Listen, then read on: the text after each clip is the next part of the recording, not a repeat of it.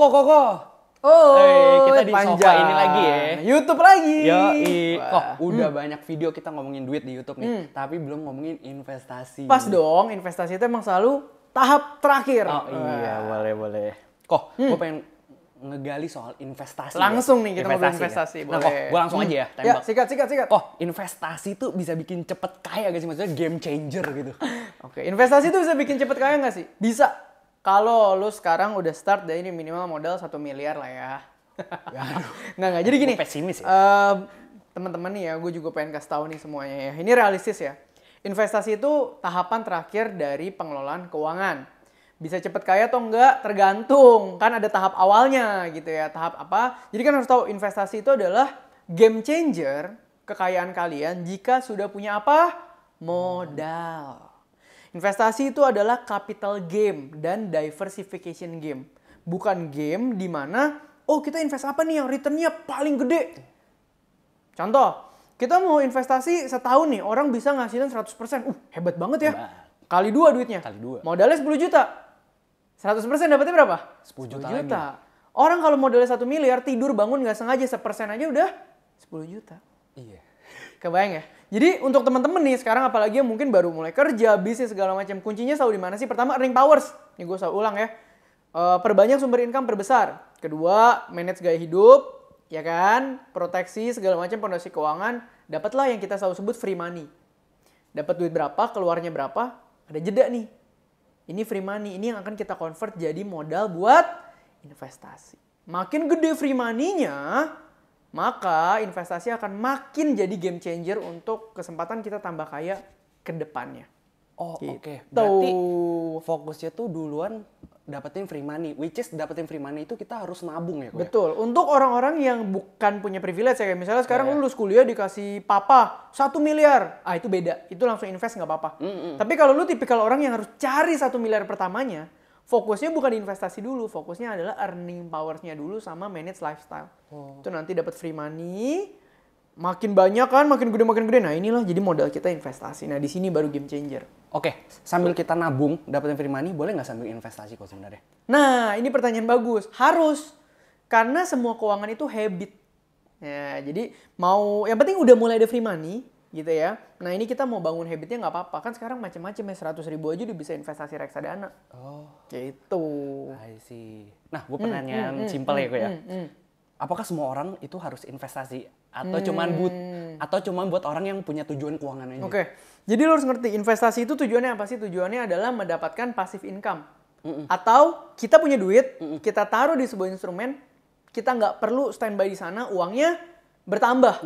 Bener nggak? Nah itu pasti dibutuhkan semua orang. Karena Indian pasti kita berhenti kerja, bener nggak? Bener. Nah makanya kalau ngeliat investasi tuh gini, kita punya kerjaan, punya bisnis apapun, itu namanya active income. Kita aktif menukarkan energi, waktu, effort semua sama uang. Dapat uang dikelola. Berarti kan sekarang kita nggak punya waktu karena kita aktif nih dapetin income ini. Nah kita harus bangun habitnya supaya mulai dapat passive income di sebelah sini. Gimana caranya? Waktu tukerin uang. Uang ke manage, ada uangnya dong. Uang mulai ditaruh di sini untuk menghasilkan uang. Itu butuh proses.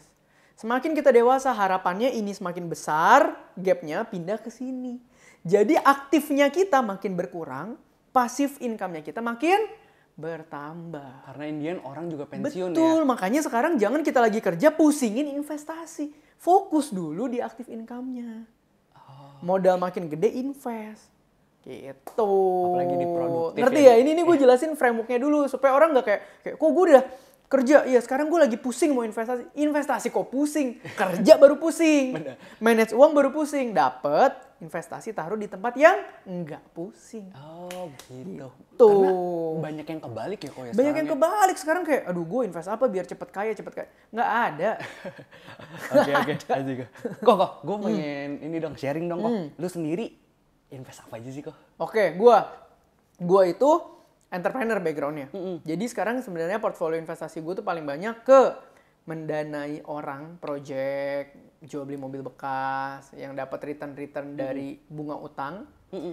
Terus ada mendanai beberapa bisnis cash flow juga. Cuman gue nggak bisa disclose di sini. Gitu. Nah udah gitu gue ada saham. Terus untuk biasanya gue ada obligasi nih. Tapi untuk sekarang, gue lagi cukup aktif di deposito dulu. Kenapa? Karena gue nunggu pemilu.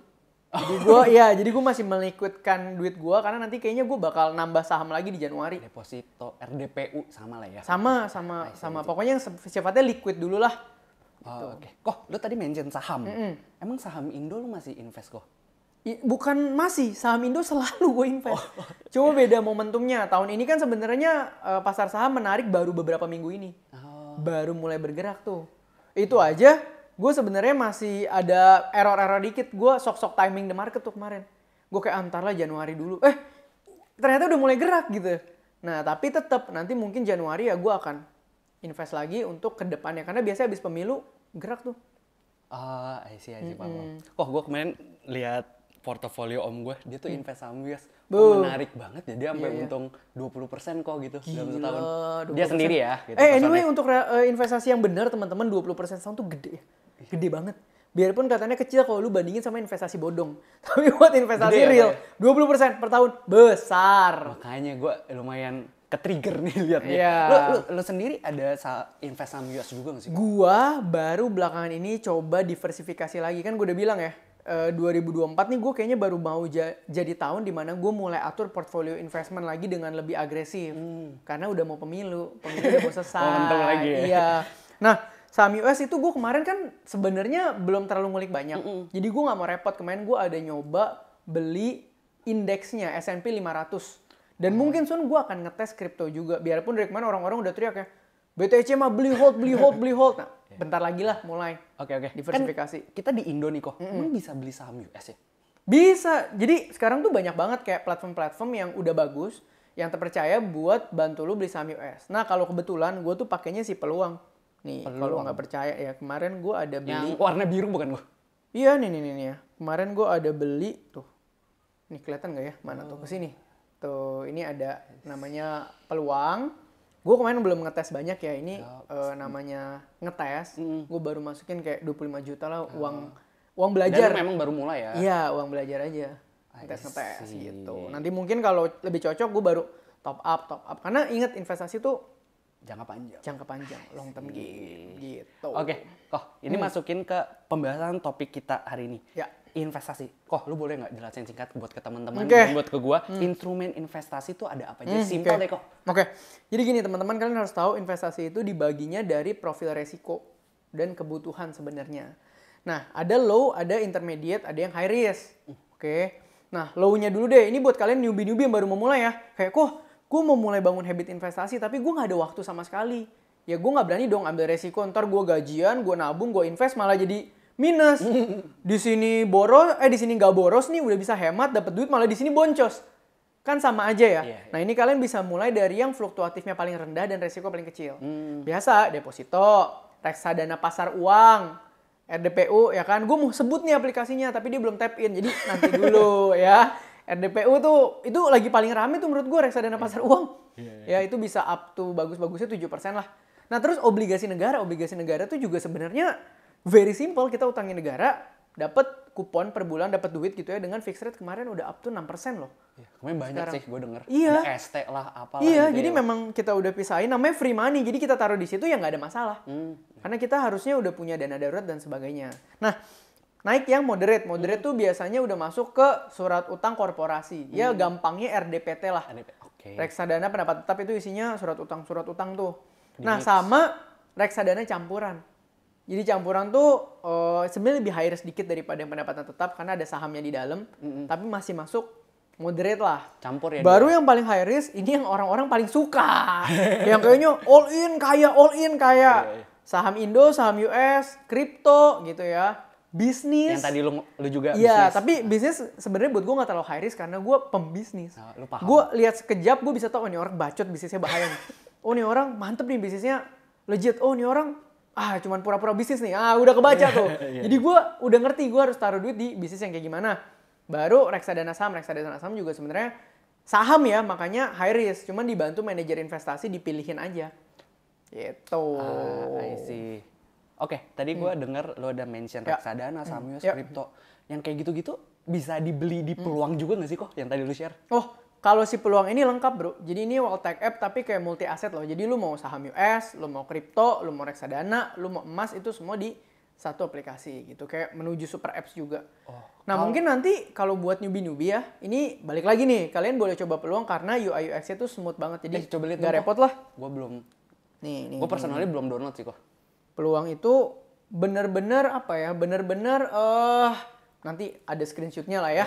Memperlihatkan betapa smoothnya ya. Jadi kemarin waktu gue top up dan beli itu. Iya. Gue sampai kayak, hah? Udah kebeli? Sumpah smooth banget, cobain aja. Karena kadang nggak bohong. UI UX itu mempengaruhi kita untuk kita percaya atau enggak naruh duit, serius. Coba lu buka nge-lag.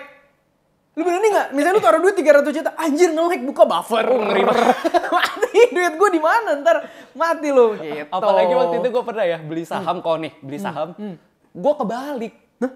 Harusnya sell gue beli kok. Terus walaupun untung dikit. Iya. Tahu kan lo kalau dulu kita buka ke sekuritas aja kalau lagi padet banget masif transaksinya, sekuritas bisa nge-lag.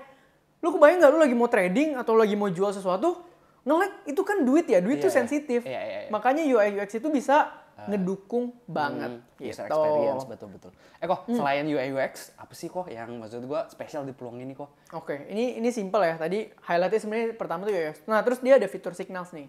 Ini ngebantu newbie, apalagi kita mau mulai saham US. Kita bingung beli yang mana dulu ya. Nah itu ada rekomendasi hariannya. Tapi tetap investasi harus do your own research gitu ya. Nggak ada orang yang berani jamin lu beli ini pasti ini, enggak lah ya. Fitur signal tuh kayak rekomendasi, kayak udah dianalisa gitu ya kok ya. Kayak dibuat bite size gitu lah. Jadi kita lebih gampang untuk kayak ada dari ratusan saham ya kita bisa betul. Ya apa ya bahasa lebih gampangnya kayak ala-ala stock pick lah. Gitu. Paham. Tapi kalau lu orang nggak mau pusing kayak gue aja, mulai dari S&P dulu kemarin indeksnya. Terus yang kedua itu ada recurring buy juga. Nah, ini buat apa? Buat profesional kadang tuh pusing. Kayak tiap bulan kan lu gajian nih, bisa kelupaan. Kan habit. Nah, zaman sekarang enaknya habit lu ini dibantu fitur. Jadi recurring buy itu kayak lu bisa atur otomatis per bulan, lu udah set budgetnya berapa, dia otomatis dollar cost averaging atau beli lagi. Gitu. Jadi kalau dulu kan zaman gua habitnya harus dibangun based on manual gua. Kalau zaman sekarang udah ada fitur-fitur kayak gini, ya selama lu set, udah otomatis konsisten. Gitu. Dia otomatis beli buat sendiri. Dollar cost averaging ya kok ya? Iya, gitu. Menarik. Oke kok, gue pengen nanya hal terakhir nih kok, soal investasi. Tadi lu bilang soal diversifikasi. Kenapa harus diversifikasi? Nah ini sebagai last question bagus banget. Guys, kenapa gue selalu bilang investasi itu masalah capital game dan diversification. Capital game, tadi kita udah bahas ya. Kayak lu modal kecil, ya nggak berasa. Biarpun banyak orang gini, kok enggak, temen gue ada kok yang masukin 10 juta jadi 1 miliar. Oh betul, ada dulu kejadian altcoin segala macam. Tapi berapa banding berapa sih? Dari 1 juta orang yang rugi, paling 3 yang begitu. Gue yang rugi kok. Gue yang rugi. Nah makanya, gue juga kayak tahun lalu hilang hampir 200 ya dari kripto ya. Gue 70% minus. Nah makanya. Nah kenapa bisa ada minus, kenapa ada plus, kenapa tadi ada orang yang dari 10 juta jadi 1 miliar, kenapa ada orang yang dari 1 miliar mungkin jadi 100 juta? Timing. Kita nggak pernah bisa timing dan kita tidak pernah bisa men-timing dan menebak momentum sebuah instrumen investasi. Contoh, pandemi, lu bisa tebak saham anjlok. Nggak bisa kan? Orang yang portfolionya di saham nih all in 2019, 2020 miskin anjir. Benar. Tapi orang yang tadinya miskin all in di saham 2020, 2021 ya nggak langsung kaya juga, pasti modalnya nggak terlalu banyak, tapi mendingan.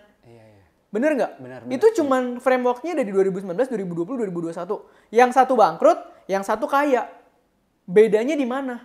Timing dan momentum. Lu bisa tebak? Nggak bisa. Nggak bisa. Tapi yang pasti setiap instrumen investasi ada momentumnya. Suku bunga diturunin, high risk asset naik. Suku bunga dinaikin, volume saham dari kemarin turun. Tapi obligasi naik, deposito naik. Makanya laporan keuangan banking lagi bagus-bagus tahun ini.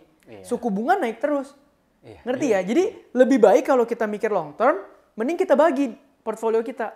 Misalnya segini di saham, segini di obligasi, segini di reksadana yang liquid, segini di deposito. Nanti momentum regulasinya berubah, kita tinggal cairin yang di sini, tambah yang di sini. Atau kita masih punya top up cash liquid, kita tinggal hajar di tempat yang dapat momentum. Kebayang ya? Jadi orang tuh mati cuma karena 2 kalau investasi. nggak ada diversifikasi sama tidak punya tambahan likuiditas dana. Kebayang? Kebayang. Ya, jadi kayak gitu. Jadi kita diversify supaya tiap momentumnya kita dapat dan resikonya berkurang. Karena kalau kita kayak, kok jangan, nggak berasa. All in aja, all in. Ya all in, tapi itu bukan investasi, itu gambling. Mending lu ke kasino sekalian. Cepet. Daripada nunggu-nunggu. Nah, ini pandangan investasi secara realistis. Semoga ngebantu kalian gitu ya. Bukan gue mengecilkan investasi nggak bisa kaya, bisa. Tapi tentunya investasi bisa menjadi besar kalau modalnya besar. Maka buat teman-teman semua yang merintis, besarin apa dulu? Income. Modalnya dulu. Dari mana? Income. Jaga lifestyle. Bangun pondasi keuangan. Free money makin gede. Maka kalian bisa investasi makin besar. So, gue rasa itu aja untuk obrolan investasi hari ini. Semoga ngebantu. Dan sorry ya teman-teman kalau kita uploadnya mut-mutan. Tapi kita berusaha maksimal. Minimal seminggu sekali. So, see you.